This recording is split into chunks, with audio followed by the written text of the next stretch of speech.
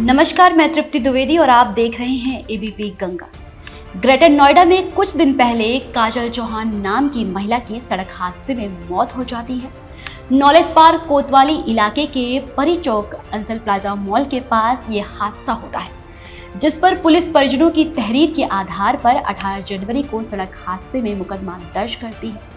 लेकिन जब पुलिस ने घटना स्थल से सबूत जुटाए, उसके बाद जांच पड़ताल की तो घटना न रहकर हत्या निकली। नॉलेज पार्क में 18/1/2025 को एक एक्सीडेंट का मुकदमा पंजीकृत हुआ था, जिसमें जो मृतका थी उनका नाम काजल था और एक्सीडेंट में मुकदमा परिजनों द्वारा तहरीर दी गई थी, उसमें लिखा गया था। इसमें एक्सीडेंट जब ये लिखा गया तो हमें कुछ क्लूज मिले और कुछ जो हमें इन्फॉर्मर्स हैं उनकी सूचना मिली कि इसको हम एक अन्य एंगल, मर्डर के एंगल से भी इसमें इन्वेस्टिगेशन की जाए। जब उसमें मर्डर के एंगल से इन्वेस्टिगेशन ACP1 और SHO नॉलेज पार्क की टीम द्वारा उसमें करी गई तो उसमें कुछ अन्य तथ्य जो है प्रकाश में आए। ग्रेटर नोएडा पुलिस ने इस मामले में चौंकाने वाला खुलासा करते हुए आरोपी पति पत्नी को गिरफ्तार कर लिया है। इस घटना में पुलिस ने जांच में पाया कि युवती की सड़क हादसे में मौत नहीं हुई थी, बल्कि उसके शादीशुदा प्रेमी ने पूरी प्लानिंग के तहत उसे स्कॉर्पियो गाड़ी से टक्कर मारकर मार डाला। हैरत तो इस बात की है, इसमें उसका साथ उसकी पत्नी ने दिया। DCP ग्रेटर नोएडा सादमिया खान ने मामले पर जानकारी देते हुए बताया कि काजल चौहान और शिव पांडे पिछले 1 साल से लिविंग में रह रहे थे। जब इसकी जानकारी पत्नी को लगी तो इनमें झगड़ा शुरू हो गया।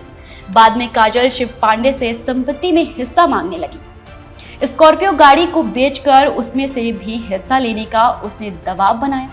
इसी दबाव से परेशान होकर पति पत्नी ने काजल को रास्ते से हटाने की साजिश रची और उसमें ये पता चला कि शिव पांडे और जो मृतका है ये दोनों आपस में रिलेशनशिप में थे। लगभग 1 साल से पहले कंपनी में मार्केटिंग का काम करते थे, जहाँ से दोनों रिलेशनशिप में आए थे। शिव पांडे मैरिड है, उसकी पत्नी है वो हाउसवाइफ है और उसने ये बात अपनी पत्नी को नहीं बताई थी और अपने मैरिड होने की बात जो इनकी रिलेशनशिप में जिसके साथ थे उसको भी नहीं बताई थी। लगभग 2 महीने पहले जो है इनको पता चला कि शिव पांडे इस तरह से काजल के साथ रिलेशनशिप में है और तीनों लोगों के बीच में डिस्प्यूट शुरू हुआ।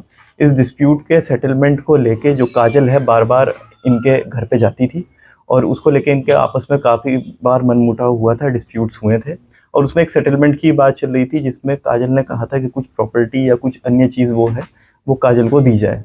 एक दिन इसी वजह से इन दोनों ने, हस्बैंड वाइफ ने, काजल का मर्डर करने का प्लान बनाया।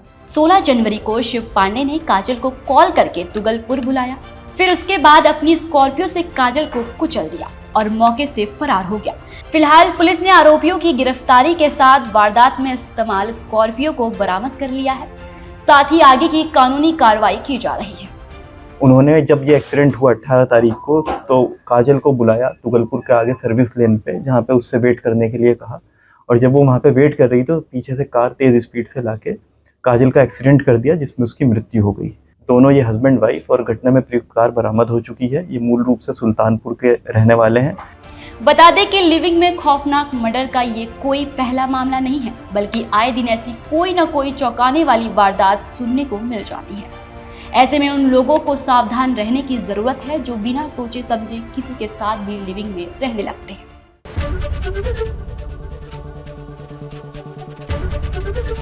ABP गंगा, खबर आपकी, जुबान आपकी।